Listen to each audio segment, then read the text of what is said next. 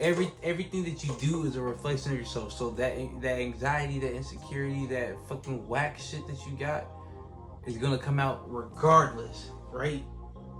It's just like, damn, at a point in the process of that field, it's like the mental is fucked.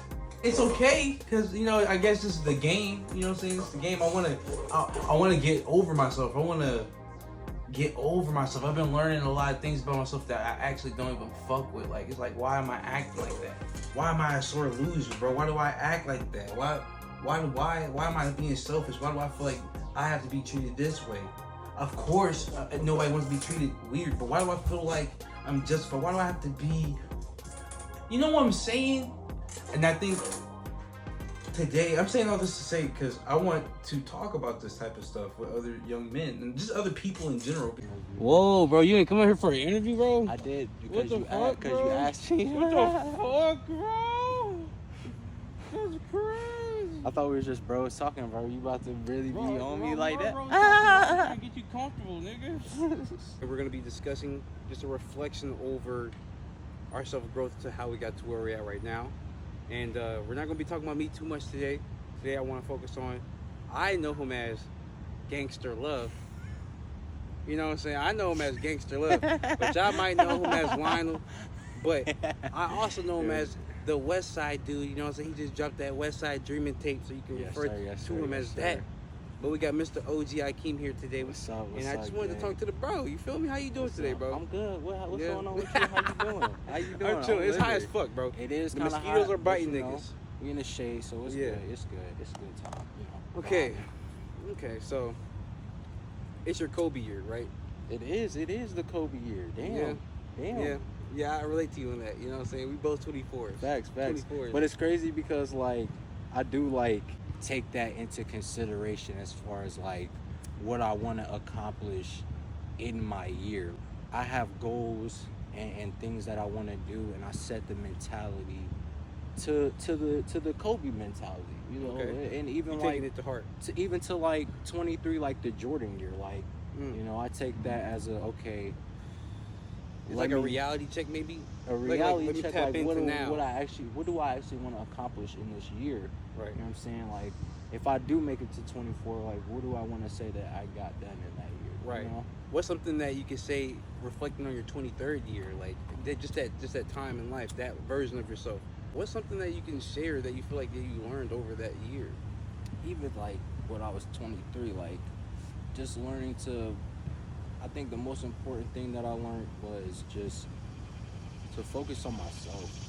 Like, do what makes me happy. Like, whatever I felt like I wanted to do and just, like, held back for whatever reason, that's just what I was zoned in on. Like, just doing stuff for me, not for other people. I think that was a big thing that I learned in my 23 year going to, my 24th year even now, just learning to do things that make me happy.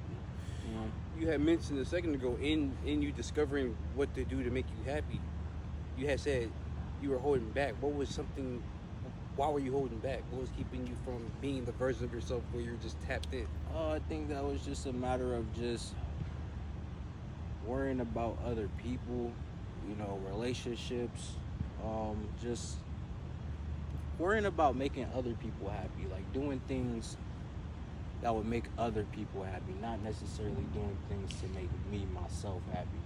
I did some things in a sense to make myself happy at the time, but a lot of things I would do would be to impress people, to make people happy, or to make people feel a certain way about me. And that will make you feel good sometimes, right? And that will make me feel internally good about myself. But in reality, I'm not really doing it for me. Damn, I kind of relate to that, bro, because in life, it depends where you come from, but like we are taught in society, there's certain things that we're taught on how to do, how to treat a girl, be a gentleman. These are certain things that we know how to do. That's a fact. And we're taught to share when you're a little kid. To share, sharing is caring and stuff like that. You know what I'm saying? But I don't really know too many instances for young men for sure, or just in general, like how to teach you how to work on yourself. You know what I'm saying? That's not really something that's kind of been taught. That's kind of like your own life discovery. Yeah. Some people actually never tap into like knowing how to take care of themselves, or even being consciously aware of like, when I eat that make me feel like that. Yeah. Like, you know what I'm saying? Or it's just stuff like that. I feel like even with that, I feel like that comes with just like even like smaller things in life, like being taught how to, like you said, take care of your body, even Right. you know, knowing what makes you feel good and what doesn't make you feel good. You know what I'm saying? Like, I feel like even little things that we're taught help us with even bigger things like that. With, you know, okay, like what does make me? I know it makes me feel good. I know what makes me happy, but am I gonna actually tap into that? Am I actually gonna do that, or Okay. am I gonna, you know, not do it because I feel people don't care about it? Like, I think that's more of the struggle. Is like, Yeah. do I like finding that mentality of, you know, I don't care what nobody feels except for how I feel. Yeah, And sometimes the right you gotta people, do that. and Sometimes you gotta do that, bro. and for example, even with like music, like, you know, I truly make music because like I love music, but the right people around me also encourage me to make music as well. Got You know, They seen and- the spark in you. yeah, and that's also encouraging too, because that's something Yeah. that I like to do. Nigga, we've been rapping together forever, nigga. Since the Nuggets, bro. Nuggets, bro. But I really fuck with what you're saying, because it's literally like a life journey, because we're talking about the 23-year-old version of you, and now you just dropped the whole EP. You on social media with your reels and shit. Nigga, I just seen you perform at Wave Break. Bro, I seen you up there, bro. And it's so different when you know how sometimes, all right, so we're watching people on TV and shit, but then we're actively trying to be those people in the field. So Yeah. it's different. It's a different feeling when you kind of know what somebody is going through, Yeah. being up there, right? Mm-hmm. And bro, that's my motherfucking nigga right there, bro. Because it was beautiful to see your family there. I just love seeing that. Yeah. And that's man. just something I know that was already like pushing you even harder. Yeah, Bro. Yeah. Bro, good shit, bro. Yeah, no, I'll tell you what, bro, if they weren't there, like, I probably still would have did my shit You would've. regardless, but like, to your point, they were definitely extra motivation for, you know, the performance, even just helping me feel more comfortable. Like, okay, like, you know, sometimes as artists we're taught like not to really care about who's in the crowd. Like, we already Right. have our group, our Right. collective is there, Mhm. so we got people that we know that are there. But as far as like everybody else that may be in the crowd, like, we don't know these people and they don't Right. know us, so we're trying to put on a good show for them, you know. You know what's funny, And bro? just- Like, about like not caring about the crowd or whatever. Mhm.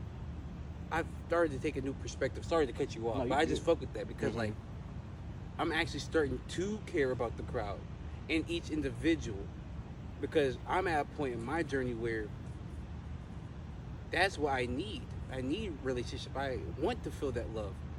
I want Mhm. everybody to love me like that. You know what I'm saying? Like like having your family out there. That's the type of love that you received when you was performing. You know what I'm Yeah. saying? You Mhm. want that shit from the other niggas too, probably. Yeah, you You know what I'm saying? definitely. So and to, you gotta build relationships with these people To your in a point. way. to your point, a like, way. you definitely want that feeling from the crowd in general, because it just gives you a more comfortability, a more comfortable attribute to do as you please. Like, as you said, like, I kind of just did You my good at- shit. Like, I was doing me. Like, once I heard them cheer me, I was like, I'm good. Like, look at this butterfly. Yeah, they like Nah, the schmiggity giggities. They like it. They like that weed They like the smoke. schmiggity giggities. But not like, even when I saw them and they cheered me, I'm like, okay, I'm cool, I'm comfortable. He's faded. That Did you butterfly see is that? faded, That bro. nigga is schmiggity. That nigga said, All in the smoke, right? Back and forth. He's hot and then he dipped. Oh my god, nigga. He's telling his gang though. He's telling his gang. He's about to go tell the They ain't gang gonna hit he it got though. the They ain't gonna hit it live, though. they I'm know. at the last drop, bro. You know what's funny? I'm sorry for giving you the end. I thought you was, You good. bro. I didn't have enough, but it's cool. I got Okay, some work. I got okay, some okay, work, some okay. work. Cause I ain't know how y'all was watching the whole time. I'm a sharer, bro. This I just nigga thought he was stupid. right already. This Okay. nigga stupid. Come on. Okay, But, let me ask some questions. yeah. Everybody has like something that they're a side of them that they don't confront. You know what I'm saying? How do you deal with that other side of yourself? The side of yourself that See, I've gotten to the point now in my life that I don't hide that side of my other side was that I'm not the most confident nigga in the world. Like, even though I may seem like I'm the most confident nigga and I got all the juice and all the swag in the world, like, I'm not the most confident nigga in the world. Like, I get nervous talking to women too, but like, I understand that that's okay. And I think that's what is the difference between me and maybe me. somebody. Literally, Okay, me. if we're going for example, literally me. that's the This is difference news to between- me. That's the difference between me and somebody kind of like yourself. Yeah, I'm telling you, like that's how. who may be nervous to speak to women, so they don't approach women. Right. You know what I'm saying? Me, I'm nervous, but at some point I get to the point where I'm like, okay, you're either gonna be nervous, or I tell myself like this: either you're gonna be a bitch and keep letting her walk past you, and not say nothing to her, or you gonna shoot. And if you miss, you miss. Right. But It don't matter. it's like the old saying: you miss every shot you don't take. Yeah. So I rather miss off the strength of the shot that I took. You know what I'm saying? At least speaking to the woman, and she just not fucking with me, versus, damn, I want to talk to this girl, and all the things I would say to her, and like, you know what I'm saying, that one nigga that's, you know what I'm saying, that old R&B song where that one nigga's like, yeah, I would say this, I'm gonna say this and this and this, but you never say nothing to her. Like, I don't want to be that nigga. Like, I'd rather just be like, yeah, I tried to holler at her, she wasn't fucking with me. Like, I'm okay with that. My problem is, it's not even just women specifically. It's in different things. Like, but it's the same thing. I But mean, it's in different things. To your You know what point, I'm saying? and that's in life. It's like, I'm not the but most. I fuck with that about you though, Yeah. because you're taking the approach of believing in yourself undeniably. You know what I'm saying? Like, you fuck with yourself Like, so much. I'm and that's so cool, Like- man. Like, I'm not gonna lie. Like, That's cool. I didn't know that about you, bro. see, bro, like, I'm to your point, like, But since that's this is an cool. interview, Yeah, like, yeah. I came to Virginia when I was 8, bro. Like, I've been moving around the world, kind of like how you were. Yeah. So, like, I've always seen myself as the different nigga. When I got here, nobody fucked with me. Nobody fucked with me when I got here. You know what I'm saying? It wasn't until, like, I got to high school and motherfuckers seen how good I could rap that motherfuckers started fucking with me. Because I could rap my whole life. I could rap when I got here. I was. You did. You I could was- rap when you got here. I was freestyling when I moved to Virginia. Yeah, Like, that was my shit. Like, Yeah. I loved rap and sports. That's all I could do. Like, you gotta think, when you live with just a bunch of girls, you gotta find some shit that can entertain your brain. Bro. Like, and as hard as that shit was to do, like, I made it work, bro. Yeah. And, like, but I was different too. But, you know, I believed in myself here. I like that because you're saying some things that I'm just now, like, Learning. it's not even like I didn't know this, but I'm on the journey of believing in myself. I'm a nigga who's seen the light, but I just never believed in myself all the way. Yeah, Like, I'm gonna leave this you know what I'm nigga saying? lit the light. It's like I've seen that I'm that nigga, but I'm having a hard time believing in myself for Yeah. some. I seen that It's nigga. a hard journey. Yeah. It definitely is. It's a hard journey. But when you said, I knew I'm already I'm the different nigga already. When you touched that, you already understood that you were in a position of being different already. You didn't take it. Maybe you did. Maybe it was annoying and sad at first or whatever. But you kind of embraced it. I was taught to embrace it too. Like, that's what I'm saying. Like, I had the structure as well. Like, my people's always told me to embrace being different. There's nothing wrong with being different. You know what I'm saying? It's just like how we say motherfuckers are weird. Like, yeah, we embrace that shit motherfucker's now. weird. That motherfucker's weird. Okay, well, that same motherfucker we call weird is looking at us like, look at them motherfucking niggas weirdos over there. yeah, like yeah. the punk rock star nigga that we like, man, I'm not kicking it with them niggas. Right. They looking at us like, Yeah. them motherfuckers is weird. over But there. actually, them niggas are looking at us like, I understand y'all, because they actually went to the deeper end of the spectrum. They might even They actually too. been, yeah. They might them actually be niggas like, they actually they might, be like, y'all you know? niggas is just bitches, because y'all actually gonna like this shit later, but y'all just not on that. I don't fuck with it, though. Bro, you're I'm gonna not like rock- some of that shit later. I bro. only rock and roll like is the Beatles, bro. That's your entryway into the rest of that shit, bro. I No. got some rock, bro. I started listening No. to rock last year even more for my first time by myself. So you're Shit playing is country gas. music, bro. Nigga, I was Day. not playing country music. Yes, Do you not were. be telling these niggas that shit. I You're was playing not. country music out I here was the other not, day. bro. I was not, bro. That southern shit. Nigga, nah, You had nigga. that shit on the But I'm telling you, playlist. bro, get more open-minded to things, man, like that, bro. Come on, bro. Come on. You gonna say? You gonna say no? Certain shit I just know I don't like, bro. Oh, yeah, okay. And you know what's crazy? That You know shit what's is crazy? funny as fuck. Story time. Story. Cause this nigga don't like anime. Oh, stop that! I just started watching. What's it Oh, called? okay. You right. Let me get off you. I just started watching Afro Samurai, so Yeah. I'm on the third episode. So you know what I'm saying? Okay. I do like anime. It just has to be my type of anime. Got you. If it's some Afro Samurai, some nigga shit, I'm cool with it. that I shit can is rock. funny as fuck. But there's not too many black animes though. Yeah, I feel you, bro. You know what I'm saying? If there was plenty more, I'd be on anime all day. But this is gonna be the last question for today All right, cool. because we can talk forever, and I do want to play basketball. That is a fact. That is. Okay. How's it growing up with both parents? Because I don't got that experience, not at all. Okay, so How is your mental, sir?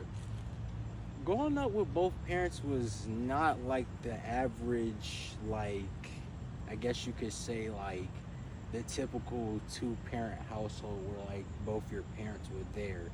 Because both my parents weren't always there. My mom was in the military or the Okay. Navy to be specific. So for like my first 4, 5 years, I think, being here, my mom wasn't here. You know what I'm saying? But, you know, from the time that I was a baby till 7, you know, even 8, because I was 8 when I moved down here. So from, you know, even when I was a baby, my mom was in the military, and I wasn't always with her. I was with my dad. Okay. So like That's cool a little there bit. was some times where I wasn't always with my mom, but that was just like a couple times here and there, you know, a couple years. But that was only 2 instances. That's crazy but- you remember that, though, in your pattern, in your mind. yeah. Yeah. But to answer your question, like it was cool. It was a little weird. It was difficult because like as a kid you have to understand and really process like relationship, you know what I'm saying? You have to understand like what's actually going on. Like it's hard to process some of the things that like, cause we grew up in an era where, you know, motherfuckers fought each other and were breaking shit. So like, you know, my parents were a little, when they were younger, when I was a baby in my younger years, you know, 4 or 5, you know, they were a little rougher than, you know, the average human being, but they chilled out. And even as a kid, you gotta understand like you don't really understand the spectrum of what they're actually fighting over, what's going on. Yeah, you know, yeah. And there were a couple of times where like my mom would even there was a time where my mom is like, you know, if me and your dad separate, who would you want to live with? You know, there's times where like my mom's like, they're like, I guess, you know, that mad at each other, you know, and like, that's bound. That's marriage. you know, but that's just marriage. My parents always had a rocky marriage, but they're cool now. You know, they over the years That's of cool. me being an adult, they kind of, you know, have met in the middle on a lot of their, you know, maybe Decisions. differences, and you know, they've always made decisions together. That's one thing I can say. Like, to your point of how is it growing up with 2 parents, you understand that, you know, it's okay to have a life partner and make a decision together. Like, that's okay to do, you know. It's okay to have help from another person. You know what I'm saying? Like, I think people miss out and they don't understand that that's really the aspect of having a wife or a husband, or just a partner if you're not into marriage. You know what I'm saying? Just the fact of sharing stuff. You know what I'm saying? Because when you're dating, you're just sharing time. You're not really sharing. Right. You know, unless you're in one of those dating, unless you're in dating relationships where y'all do end up getting an apartment together or some shit like that. You know, that's when it changes. Where y'all are sharing rent, but then to your point, that becomes a seriouser relationship, because now I'm dependent on you to have this half of the rent. You're dependent on me to have this half of the rent. If we're dating now and we're buying food and furniture and, you know, other shit, then I'm dependent on you to have this, and you're dependent on me to have this. Okay, if the toilet stops working, if something in the house stops working, you're dependent on me to make sure that shit gets done. This you know what I'm saying? goofy. Electricity. I'm just being honest. No, but you're saying facts though. You know what I'm saying? Like, you know, if the drain stops working, you gonna call me and be like, babe, babe, the toilet's not working. Like, I'm like, yeah, it's not. The you know, the drain in the, you know, the drain in the shower fucked up. Like, you know what I'm saying? So it's just like understanding that aspect too, you know. Okay. But I think it's definitely a benefit, you know, having you see the benefit in it. Having even two perspectives, you know what I'm saying, to listen to is a benefit, you know what I'm saying? When you have, because I'll even say this, like, my parents are two very different people. So, you know, even when I would get in trouble or, you know, have situations in life, you know, even hearing, you know, them give their perspectives on things is also a benefit in itself, because sometimes you can get two completely different sides of life. Right, and a third one for your own. And a third, and to your point, that creates a third one, because now you could take pieces of what they're saying and make it what you want. And honestly, a fourth one when you put the Most High in that equation, if you're like that. Yeah, no, that's a fact. Like, when you even if you're a believer of God, when you take that knowledge and you put those two together, because, you know, my dad isn't the most spiritual person, but he is a believer of God, you know. So it's like, but you see like the different aspects when you have a more spiritual mother and then the not so spiritual father. I would love to talk about that some more, in the sense of like, how are you dealing with that growing up? Because I know how I was. I grew up in the church, nigga. I'm talking about something. I'm cussing out God every time I'm mad as fuck, bro. And I'm going to church. And see, I went to church, but it wasn't like all the time. Either. I was going, nigga. I was there every. You was there religiously. I'm not even religious anymore. I'm spiritual. But I do love everything you're saying. We're gonna do another interview later. Sir, that was great. Is there anything you want to tell the people before we get off of here, bro? It's Og Akem. Y'all can follow me on Instagram at OG.Akem. You know what I'm saying? Like the bro said, new EP out, Westside Dreaming. That's on all platforms. Y'all can go check it out. You know what I'm saying? Shit is fire. It is. I was just listening to it before I got here. The intro, my nigga. The intro's fire. The introduction.